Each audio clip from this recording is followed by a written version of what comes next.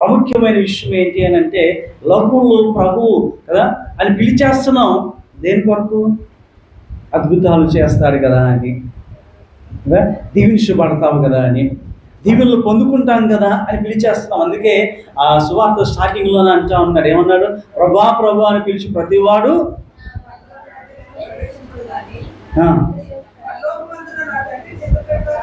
అదన్నమాట. అర్థమైందా? నేను వచ్చేస్తాడు కదా అని అంటే ఇదేం సినిమాలు కాదు, ఇది గ్రాఫిక్స్ కాదు, అది పిలిచేస్తాయా? పిలిస్తే ఎందుకు రాడు అని అంటే అంతా సొల్లే. పిలిస్తే రాడు. ఎలా పిలవాలి అంటే ఆయన మాట వినాలి, ఆయన పిలవమన్నట్టుగా పిలవాలి, అర్హత మనం సంపాదించుకోవాలి. అప్పుడు నువ్వు అడుగు, ఏదైనా ఇస్తాడు. అప్పుడు నువ్వు అడగకుండానే చాలా ఇస్తాడు.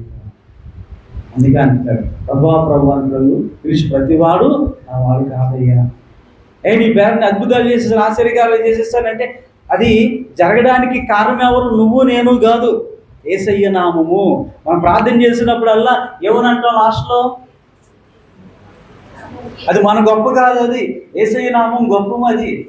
ఆ యేసునామములో అన్న దాంట్లోనే దయ్యాలు కానీ ఏదైనా కానీ సృష్టి ఏదైనా కూడా లోబడ్డానికి కారణం ఏంటి అని అంటే, నువ్వు తెల్ల బట్టలు వేసుకున్నందుకో, నేను చక్కటి మంచి కద్దరు చొక్కాలు వేసుకొచ్చేసినందుకో, మంచి తెల్ల చీరలు కట్టుకున్నందుకో నిన్ను చూసి ఆ ప్రార్థన బట్టి అయిపోవు కదా. దేన్ని బట్టి? నజరేయుడైన యేసు నామము అనే ఆ నామముకున్న శక్తిని బట్టి దయ్యాలు బారిపోతున్నాయి, రోగాలు కదా, రోగులు ఏమవుతున్నారు? స్వస్థత పొందుకుంటున్నారు. సృష్టి నీ మాట వినడానికి కారణం ఏంటి? ఆ యేసయ్య నామమే తప్ప నీవు కాదు, నేను కాదు, మేము కాదు అనే విషయాన్ని ఖచ్చితంగా జ్ఞాపకం ఉంచుకోము. మాస్టర్ గారు అంటే అలాంటి ఏం జరగదు. మాస్టర్ గారు అయినా ఎవరి నామంలో అనాలి? నువ్వైనా ఏమైనా నామంలో అనాలి. ఇందుకే ఏ నామంలో గొప్ప ఉంది అది గుర్తుపెట్టుకోవాలి మనం. అది మర్చిపోయి మనం ఏం చేస్తాం? అక్కడ జరుగుతుందంట, మా మాస్టర్ గారికి ఏమీ రాదు, వీళ్ళకి ఏమీ రాదు, అక్కడికి వెళ్తే అక్కడికి వెళ్ళినా ఎవరు ఏం చేస్తున్నారు? అదే నామం చేస్తారు. అర్థమవుతుందా? ముందు వాక్యం వింటే ఇవన్నీ తెలుస్తాయి. వాక్యం వినకుండా స్వస్థత కొరకు అద్భుతాల కొరకు చూసావు అనుకోండి, అసలు విషయం తెలియదు మనకి. తర్వాత ఎప్పుడో తెలుస్తుంది. అప్పుడు అనుకుంటాం, ఓ ఇంతకాలం ఈ విషయం తెలియక నేను ఆత్మాలకి వీళ్ళ దగ్గరికి వాళ్ళ దగ్గరికి ఇక్కడికి పరిగెట్టానా? వాక్యం విని నువ్వు సరైన రీతిలో బలపరచబడి బలం పొందుకుంటే నీవు ప్రార్థన చేస్తే అద్భుతాలు జరుగుతాయా? జరగవా? కానీ ఇప్పుడు మనం అవి వింటున్నామా? మా దగ్గరికి వస్తే దీవించబడతారు, మాకిస్తే దీవించబడతారు కదా. ఈ ప్రార్థనలో పాల్గొంటే స్వస్థత పొందుకుంటారు. ఇక్కడికి వస్తే మీరు అది అవుతుంది. కానీ వాక్యం అలా చెప్పలేదు కదా. యేసు ప్రభువు కూడా దాంతో ఆయన పరిచయం ప్రారంభించలేదు కదా. ఆయన పరిచయం ప్రారంభించింది కూడా దేవుని రాజ్యం గురించి స్వార్థ ప్రకటిస్తూనే.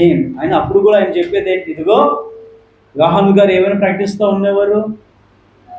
దేవుని రాజ్యము సమీపముగా ఉంది, మారు మనసు పొంది రక్షణ పొందండి. మారు మనసు రక్షణ పొందకపోతే నీకు ఏదో ఉండదు అబ్బాయి అని చెప్పిద్దే యేసు ప్రభు కూడా ఆ సువార్తనే ప్రకటిస్తున్నాడు. దేవుని రాజ్యం సమీపంగా ఉంది, ఆ రాజ్యంలోకి వెళ్ళాలి అంటే ఏంటో తెలుసుకో. అది ఈ రోగము స్వస్థత ఇవన్నీ ఎక్కడయ్యే కదా. అక్కడికి వెళ్ళిపోతే ఇంకా అసలు ఆ బాధలే ఉండవు. అది సంపాదించుకో ముందు, ఇదే ముందులే. ఇక్కడ కొంతకాలమే శ్రమలు, కొంతకాలమే ఇబ్బందులు. అక్కడికి వెళ్ళిపోతే యుగయుగాలు హ్యాపీగా జీవిస్తావు. అది కావాలా, ఇది కావాలా, ఏది కావాలి? మాకు ముందు శారీరక స్వస్థతే కావాలి, ఆత్మీయత కంటే తర్వాత చూద్దాంలే కదా. గడిచిన దినాలు కూడా జ్ఞాపకం చేసుకున్నాం కదా. అంతరంగ పురుషుడు ఎలా ఉండాలంట? బలంగా ఉండాలి, బలహీనంగా ఉండాలి. వాడు బలంగా ఉన్నాడు అనుకోండి, బయట నీకు ఏది పెద్ద ఇబ్బందిగా అనిపించదు. ఎందుకంటే ఎన్ని శోధనలు వచ్చి ఎన్ని ఇబ్బందులు వచ్చినా ఫేస్ చేయగలను.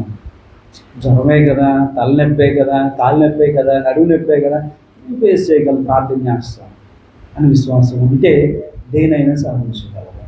ఆ విశ్వాసం ఉండాలి అంటే వాక్యం వినాలి. వాక్యం వింటే కదా తెలుస్తుంది దేవుని రాజ్యము సమీపంగా ఉందని. స్వస్థత వస్తే తెలుస్తుందా? స్వస్థత పొందేసుకుంటావు, మళ్ళీ వచ్చే వారం వస్తావా? ఏమో చెప్పలేం. వచ్చి కనిపించి అందరికీ హాయ్ నేను అంత సూపర్ బాగున్నాను అని తర్వాత నుంచి ఏమంటాం? ఇన్ని రోజులు ఇంట్లోనే కూర్చున్నాను కదా, పనికి వెళ్ళలేదు, అప్పులు ఎక్కువైపోయినాయి, సీటీ డబ్బులు ఎక్కువైపోతున్నాయి కనుక చెప్పండి మందిరానికి వస్తామా? వాక్యం విన్నాము అనుకో, ఏం చేస్తాము? ఆదివారం దినాన్ని అది వారంలో ఒక రోజు ఖచ్చితంగా మొదటి రోజు నేను ఎవరికి ఇవ్వాలి? ఆ దేవునికి ఇవ్వాలి. అది నేను ఏర్పాటు చేసుకున్నాను, అలా నేను నిర్ణయించుకున్నాను కనుక ఖచ్చితంగా ఎన్ని ఇబ్బందులున్నా ఆటంకాలున్నా కదా 99% నేను ప్రయత్నం చేసి ఎక్కడికి వస్తాను? మందిరానికి వస్తాను అని విశ్వాసం వస్తుంది, అని ఆలోచన వస్తుంది, అనే తీర్మానం తీసుకుంటాం. ఎప్పుడు? వాక్యాన్ని విన్నప్పుడు. అర్థమవుతుందా? ఇది నన్ను దేవుడిని ఎన్నుకోవాలన్నా కూడా ఏంటంటే మూడోది ఏం చెప్పాను?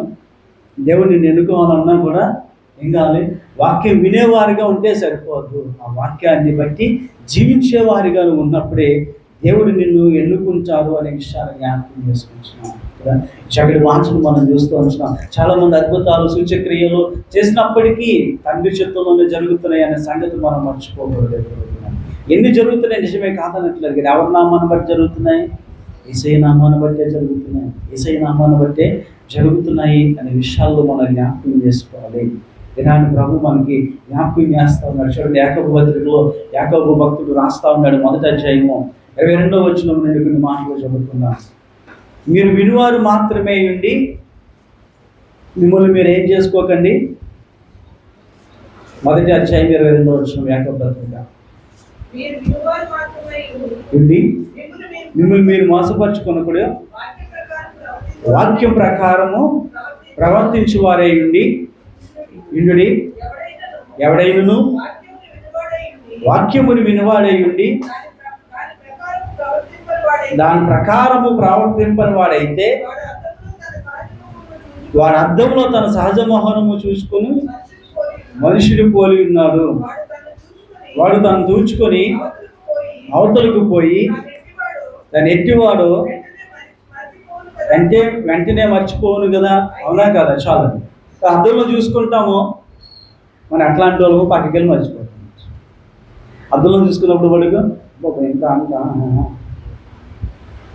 దినాన్ని వాక్యాన్ని విని నువ్వు దాని ప్రకారం గైకొనకపోతే అదే జీవితం, అలా ఉంటున్నట్టే, అలా బ్రతుకుతున్నావు నీవు అని యాకోబు పత్రికలో నుండి పరిశుద్ధాత్మ దేవుడి దినాన్ని మనతో మాట్లాడుతూ ఉంటున్నాను. దినాన్ని మనందరం కూడా జ్ఞాపకం చేసుకోవాలి. ఈ వాక్యమును బట్టి కదా అపవిత్రంగా మనం ఉంటున్న మన జీవితాన్ని అది పవిత్రంగా మార్చుకునే అవకాశం ఉంది.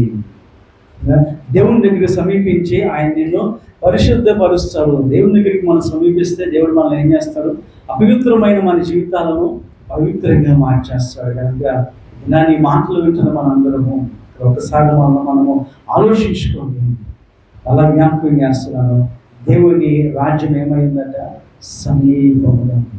దేవుని రాజ్యము సమీపముగా ఉంది, ఇంకా టైం ఉంది అని అనుకోవడానికి ఛాన్స్ లేదు. ఇదే రక్షణ దినము, ఇదే అనుకూల సమయము. ఇప్పుడే నువ్వు మారుమనసు పొందగలిగితే కదా. శిలువ మీద దొంగ ఎన్ని రోజులు ఉపవాసం ఉన్నాడు, ఎన్ని సంవత్సరాలు చర్చికి వెళ్ళాడు, ఎన్ని ప్రసంగాలు విన్నాడు, ఎన్ని కానుకలు ఇచ్చాడు. అవునా? ఏమీ లేవు. ఆ శిలువ మీద ఉంటున్న కొన్ని గంటల్లోనే కదా 19 గంటలకు సిలువ వేశారు, మధ్యాహ్నం 3 గంటలకి ఆయన మరణించారు.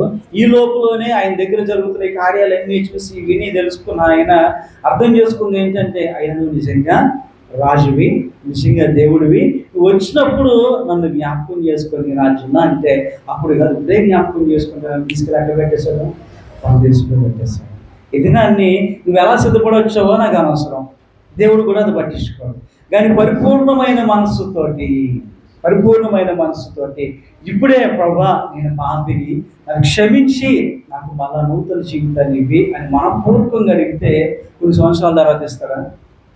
కొన్ని గంటల తర్వాత ఇస్తారా? ఎప్పుడు ఇస్తారు? అన్నీ తెలిసిన మనము చేస్తున్నామా? అదే చెప్తున్నాను. వాక్యము వింటే కాదు, విని దాని ప్రకారంగా జీవించేవాడే అవుతుందా ఆశీర్వదించబడతాడు.